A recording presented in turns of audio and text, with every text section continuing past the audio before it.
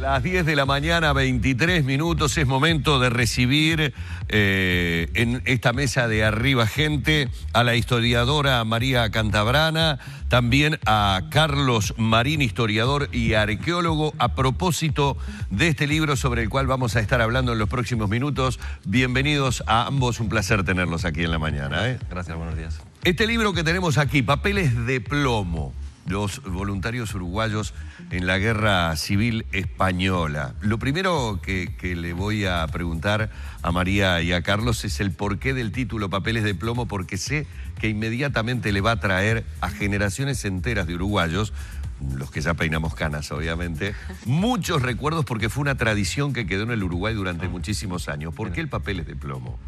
Bueno, Papeles de Plomo hace referencia precisamente a un recuerdo de infancia que Vladimir Turiansky nos escribió en el blog, en un comentario de blog, y que contaba cómo él asociaba la guerra civil a esos momentos en los que como niño ayudaba al frente recogiendo los papeles de plomo de las cajetillas de tabaco que supuestamente se iban a convertir en balas para el frente, ¿no? Iban a servir como para ayudar a los soldados. Exactamente, porque yo decía, fue algo que de alguna manera fue transmitido por muchos inmigrantes españoles y quedó como un juego de niños. Yo lo recuerdo en mi infancia en el interior, de recoger de chocolatines y de cigarrillos y hacer grandes pelotas de papel de plomo que se vendían a tanto te pagaban el kilo y uno se hacía sus pesos, pero que tenía una referencia inequívoca a aquello de la Guerra Civil Española que a tantos voluntarios que desde aquí, desde Uruguay,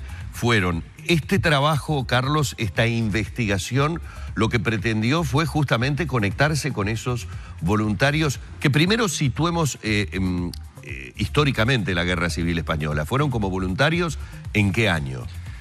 Claro, justo cuando la Guerra Civil Española empezó, que es en el año 1936, duró del 36 al 39.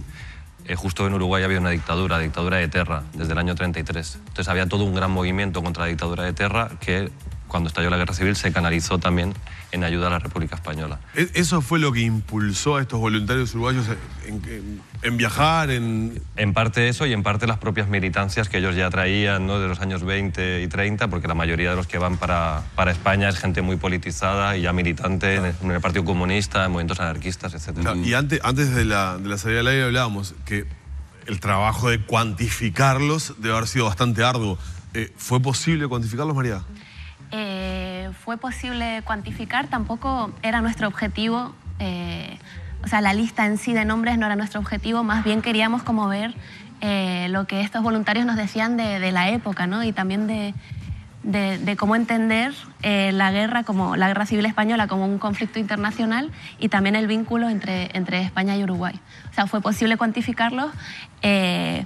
Probablemente puedan salir más nombres. ¿Qué hablamos de 80 más o menos? Unos 80.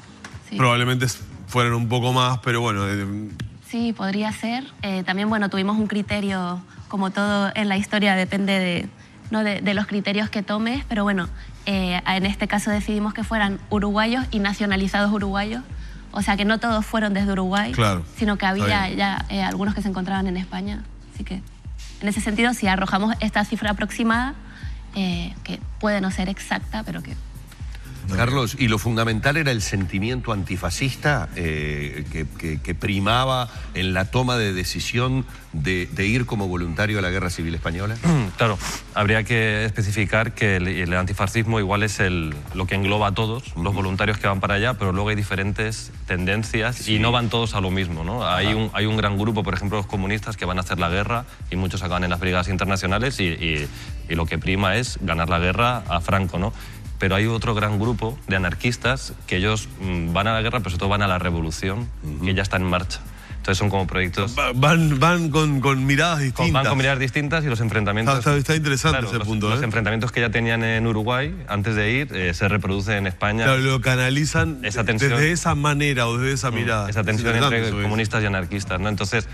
Bueno, pues cada uno va a un proyecto diferente a España porque están pasando diferentes cosas en España. Claro, una época en la que además viajar ya era toda una aventura. Hombre, o sea, había que plantearse, porque está bueno situar históricamente el momento en el que, me imagino yo, estos jóvenes toman la decisión. Claro, imagínate el trayecto muchas veces de salir en barco, parar en Río de Janeiro, luego cruzar a Dakar en barco, luego suben a Marruecos, a Marsella. Estamos hablando de un mes y pico, muchos sin pasaporte, como ilegales, como polizones, y con un viaje muy costoso que tienen que estar primero pidiendo dinero para poder pagar el pasaje, los que lo pagan, ¿no? Y que además tenemos la suerte de tener relatos en primera persona de estos viajes. Claro. En un caso, Felipe Torres le va enviando cartas a su familia desde cada una de los puertos, de las paradas, y contando, ¿no?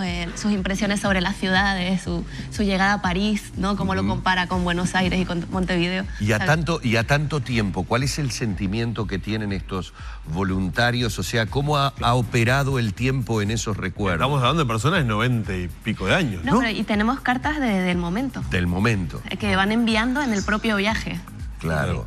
Qué buen trabajo. Y ha habido, digamos, se puede decir que un cambio en la percepción con el paso del tiempo de lo que puede llamarse, bueno, aquella locura que cometí en la juventud o que se cometió en la juventud. Hombre, habría que precisar que de estos más de 80 nombres solo queda uno con vida. Uno.